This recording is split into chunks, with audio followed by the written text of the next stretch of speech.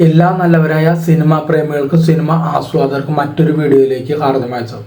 എല്ലാ മേഖലകളിലും ഇപ്പം തട്ടിപ്പുകൾ കൂടിക്കൊണ്ടിരിക്കുക.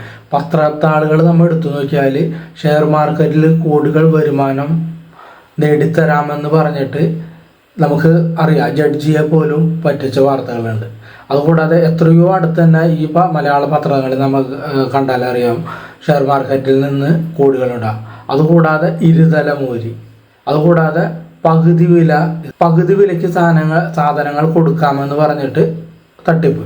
ഇപ്പം മറ്റൊരു തട്ടിപ്പിൻ്റെ വിശേഷങ്ങൾ കൂടി വരികയാണ്. അതായത് ജയിലർ 2 രജനീകാന്തിൻ്റെ നായികയായി അഭിനയിക്കാനായിട്ട് 15,000 രൂപ കൊടുത്താൽ അവസരം കിട്ടുമെന്നുള്ള ഒരു തട്ടിപ്പ്. പ്രമുഖമായ ഒരു മലയാള നടിക്കാണ് ആ അനുഭവം ഉണ്ടായത്. അവരുടെ അവസരോചിതമായ ഇടപെടൽ മൂലം അവർക്ക് പൈസ നഷ്ടപ്പെടാതിരുന്നു. സാധാരണക്കാരനായ ആ പൈസ പോയി വീണു പോയാൽ. അപ്പോൾ നമുക്ക് അതിനെക്കുറിച്ച് ഈ വീഡിയോയിലൂടെ ഒന്ന് പരിശോധിക്കാം. സിനിമ അവസരങ്ങൾ അന്വേഷിച്ച് നടക്കുന്നവർ പലപ്പോഴും തട്ടിപ്പുകൾക്ക് ഇരയാകാറുണ്ട്.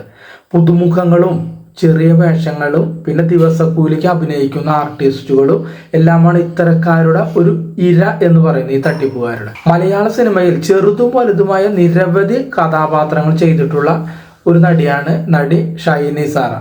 അടുത്തിടെ നടിക്ക് ഒരു അനുഭവം ഉണ്ടായതായിട്ടാണ് പറയുന്നത്. അതായത് സിനിമാ സൗഹൃദങ്ങൾ നിരവധി ഉണ്ടായിരുന്നതിനാൽ വിശദമായി അന്വേഷിച്ച് അത് തട്ടിപ്പാണെന്ന് തിരിച്ചറിയാൻ ആ നടിക്ക് കഴിഞ്ഞതുകൊണ്ട് അവരുടെ പണം നഷ്ടപ്പെട്ടില്ല.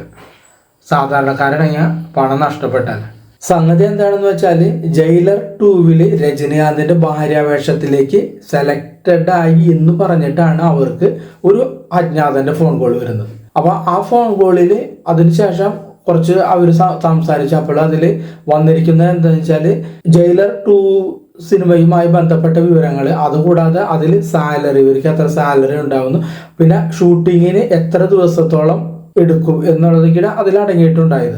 അതുകൂടാതെ അവർ ചോദിച്ചു പാസ്പോർട്ട് ഉണ്ടോ എന്ന് ചോദിച്ചു. പിന്നെ അതിന് കാരണം എന്താ വെച്ചാൽ മലേഷ്യയിലും മറ്റ് ചില രാജ്യങ്ങളിലൊക്കെ വെച്ചിട്ട് ഷൂട്ടിംഗ് ഉണ്ടാവും, അപ്പോൾ അതുകൊണ്ട് അവിടേക്ക് പോകേണ്ടതായിട്ട് വരും എന്നാണ്. അതുകൂടാതെ ആർട്ടിസ്റ്റ് കാർഡ് ഉണ്ടോ എന്ന് ചോദിച്ചു. നമ്മളെ കേരളത്തിൽ അങ്ങനെ ഒരു ആർട്ടിസ്റ്റ് കാർഡ് ഇല്ല, പക്ഷെ ചില സ്ഥലങ്ങളിലേക്ക് ബോംബെയിലൊക്കെ ആർട്ടിസ്റ്റ് കാർഡ് ഉണ്ട്. അപ്പൊ ആർട്ടിസ്റ്റ് കാർഡ് ഇവരോട് ഉണ്ടോ എന്ന് ചോദിച്ചപ്പോൾ ഇവർ പറഞ്ഞ കാർഡ് ഇല്ല, അമ്മ അസോസിയേഷന് ആണ് ഇവിടെ ഉള്ളത്, അതിൽ മെമ്പർഷിപ്പ് ഉണ്ടെന്നാണ് പറഞ്ഞത്. അങ്ങനെ അവരുടെ സംസാരിച്ച ആ കോള് കട്ട് ചെയ്ത് അതിന് ശേഷം പിറ്റേ ദിവസം ഇവരുടെ ഈ കോൾ ചെയ്ത ആളുടെ സാറ്, അതായത് സുരേഷ് കുമാർ സാറ് നാളെ 11:30 വിളിക്കുമെന്ന് പറഞ്ഞിട്ട് ആ പുള്ളി കട്ട് ചെയ്ത് പോയി. പിന്നെ പിറ്റേ ദിവസം അങ്ങനെ ഒരു കോൾ അവർക്ക് വന്നില്ല. അപ്പോൾ അവർ വിചാരിച്ചു പ്രായമൊക്കെ ഇത്ര ആയതല്ലേ, തന്നെ സെലക്ട് ചെയ്ത് കാണില്ല എന്ന് അവർ കരുതിയപ്പോൾ ആ സമയത്ത്. അപ്പോൾ ജയിലർ 2 ജയിലർ 1 നല്ലതായിട്ട് വിജയിച്ച പടമാണ്. ജയിലർ 2 നല്ലൊരു വേഷം കിട്ടുന്നത് ഏത് അഭിനേതാവും കൊതിക്കുന്നതാണ്. അപ്പോൾ ഇവരെന്ത് തിരിച്ച് അവർക്ക് മെസ്സേജ് കിട്ടും, വേറെ എന്തെങ്കിലും കഥാപാത്രം ഉണ്ടോ എന്ന് ചോദിച്ചിട്ട്. അപ്പോൾ അവരിൽ നിന്ന് മെസ്സേജ് വന്നു, കാരണം വിളിക്കാൻ ഞങ്ങൾ അങ്ങോട്ട് വിളിക്കാൻ ഇങ്ങോട്ട് ഈ നടിയെ വിളിക്കാൻ ഇരിക്കുകയാണ്, കുറച്ച് തിരക്കിൽ പെട്ടു എന്നുള്ളതുള്ളൂ. പിന്നെ ഒരു വീഡിയോ കോളിൽ വരാനായിട്ട് പറഞ്ഞു, കാരണം സാരി എടുത്ത് വരണം, കാരണം രജനീകാന്തിന്റെ ഭാര്യയുടെ റോളാണെന്നാണ് പറഞ്ഞത്. അപ്പൊ ആ സമയത്ത് അവർ പറഞ്ഞു 10 രൂപ സാലറി കിട്ടും എന്നൊക്കെ പറഞ്ഞു. കഥാപാത്രത്തിന്റെ പേരടക്കം അവർ പറഞ്ഞു, വാനി എന്നാണ് കഥാപാത്രത്തിന്റെ പേര്. അതുകൂടാതെ റിട്ടയേർഡ് IPS ഓഫീസർ ആണെന്ന് പറഞ്ഞു. അപ്പൊ ഇവരോട് ചോദിച്ച്, അതായത് ജയിലർ 1 രമ്യാകൃഷ്ണൻ ആയിരുന്നില്ലേ നായിക എന്ന് ചോദിച്ചപ്പോൾ പറഞ്ഞു ജയിലർ 2 കഥ വ്യത്യസ്തമാണ്, അതുകൊണ്ടാണ് നിങ്ങളെ സെലക്ട് ചെയ്തതെന്നാണ് അവിടെ നിന്ന് ഇവർക്ക് ഫോൺ കോളിൽ മറുപടി കിട്ടിയത്. മറ്റൊരു കാര്യം തട്ടിപ്പുകാർ പറയുന്നത് വെച്ചാൽ രജനി സാർ മാത്രമേ 2ാം ഭാഗത്തിലുള്ളൂ, 1 അഭിനയിച്ച ആരും ഇല്ല, ബാക്കി എല്ലാവരും മറ്റു കഥാപാത്രങ്ങളാണ്.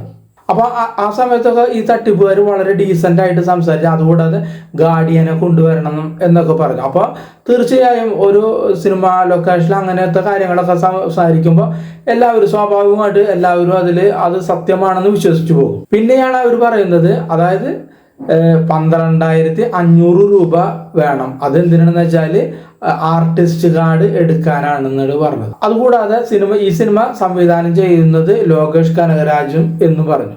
ലോകേഷ് കനകരാജ് എന്ന് പറഞ്ഞപ്പോഴാണ് ഇവർക്ക് ഒരു സംശയത്തിന്റെ ഇത് പറയുക. കാരണം ആദ്യ ഭാഗം സംവിധാനം ചെയ്തത് നെൽസൺ ആണ്. അപ്പോൾ അവർ വിചാരിച്ചു ആദ്യ ഭാഗം സംവിധാനം ചെയ്തത് നെൽസൺ ആണെങ്കിൽ കൂടിയും രജനീകാന്തിന്റെ തീരുമാനം മുഖേന രണ്ടാം ഭാഗത്തിന് സംവിധായകനെ മാറ്റാലോ എന്നൊക്കെ അവർ ചിന്തിച്ചു. അപ്പൊ ഇവരുടെ ഫ്രണ്ട്സ് മാലാപാർവതി അവരോടൊക്കെ സംസാരിച്ചപ്പോൾ അവർ പറഞ്ഞതെന്ന് വെച്ചാൽ ചിലപ്പോൾ അങ്ങനെയൊക്കെ സംഭവിക്കാം സിനിമകളിൽ.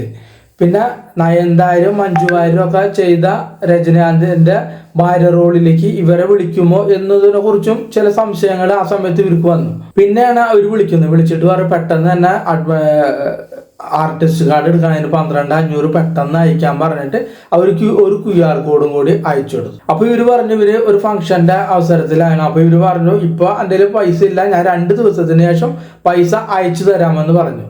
അപ്പൊ അങ്ങനെയാണെങ്കിൽ ഉള്ളത് ഇപ്പൊ അയക്ക്, ബാക്കി നാളെ അയച്ചാൽ മതിയെന്നും അവിടെ നിന്ന് ഈ തട്ടിപ്പുകാർ പറഞ്ഞു. അപ്പൊ ഇവർക്ക് തമിഴ്നാട്ടിലൊരു ഫ്രണ്ട് ഉണ്ടായിരുന്നു, മൈന എന്ന സിനിമയിൽ അഭിനയിച്ച, അവിടെ വെച്ച് പരിചയപ്പെടുത്ത ഒരു സേതു എന്ന് പറയുന്ന ഒരു ഫ്രണ്ട്. അപ്പൊ അവരായിട്ട് ഇവർ ഈ കാര്യങ്ങളെല്ലാം സംസാരിച്ചപ്പോൾ അയാൾ അന്വേഷിച്ചാൽ പറഞ്ഞു അങ്ങനെ ഒരു കാസ്റ്റിങ്ങും ഇപ്പോൾ നടക്കുന്നില്ല, ഓൾറെഡി അതിന്റെ ഷൂട്ടിംഗ് എല്ലാം തുടങ്ങിക്കഴിഞ്ഞു.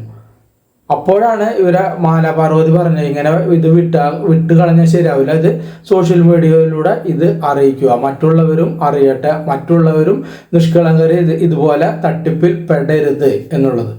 അങ്ങനെയാണ് ഇവർ ഈ സോഷ്യൽ മീഡിയയിൽ ഇത് പബ്ലിഷ് ചെയ്യുന്നത്. അപ്പൊ അതിനുശേഷം പലരിൽ നിന്നും ഇവർക്ക് ഫോൺ കോളുകൾ വന്നിട്ടുണ്ട്, ഇതുപോലെ ചില തട്ടിപ്പുകളിലെല്ലാം പെട്ടവര്. അപ്പൊ ഇതാണ് ഒരു തട്ടിപ്പിന്റെ കഥ. പക്ഷെ ഇവർ പറയുന്നത് വെച്ചാല് ഇതുപോലെ ഒരു ജെന്യുവിനായ ഒരു സിനിമയിൽ അഭിനയിക്കുമ്പോൾ ഇങ്ങനത്തെ ഒരു പൈസ മേടിച്ചിട്ടോ ഒന്നും ഒരു അവസരങ്ങളൊന്നും തരുന്നില്ല, കിട്ടൂല. പൈസ ഒന്നും നമ്മൾ മേടിച്ചിട്ട് അങ്ങനെ അവസരങ്ങളൊന്നും നമുക്ക് ലഭിക്കില്ല.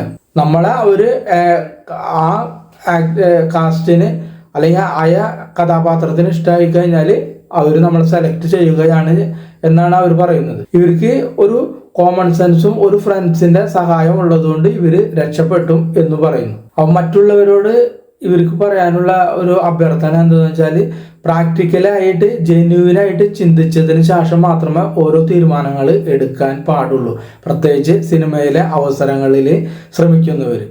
അപ്പൊ ഇതിനെക്കുറിച്ച് വളരെ നെഗറ്റീവായിട്ട് കമന്റുകളും ഇവർക്കെതിരെ സോഷ്യൽ മീഡിയയിൽ വരുന്നത്. കാരണം ഇവരിത് വെറുതെ പറയുകയാണ്, രജനീകാന്തിന്റെ ഭാര്യ ആവണം പോലും ഇവർക്ക് എന്നെല്ലാം പറഞ്ഞിട്ട് വളരെ പുച്ഛിക്കുന്ന കമന്റുകളൊക്കെ വന്നിട്ടുണ്ട്. അപ്പൊ അതൊക്കെ കണ്ടപ്പോൾ ഇവർക്ക് വളരെ വിഷമം തോന്നി എന്നതാണ് ഇവർ പറയുന്നത്. അപ്പൊ ഇത്രയുമാണ് നമുക്ക് ഈ വീഡിയോയിലൂടെ സംസാരിക്കുന്ന കാര്യങ്ങൾ. വീഡിയോ കണ്ട എല്ലാവർക്കും നന്ദി, നമസ്കാരം.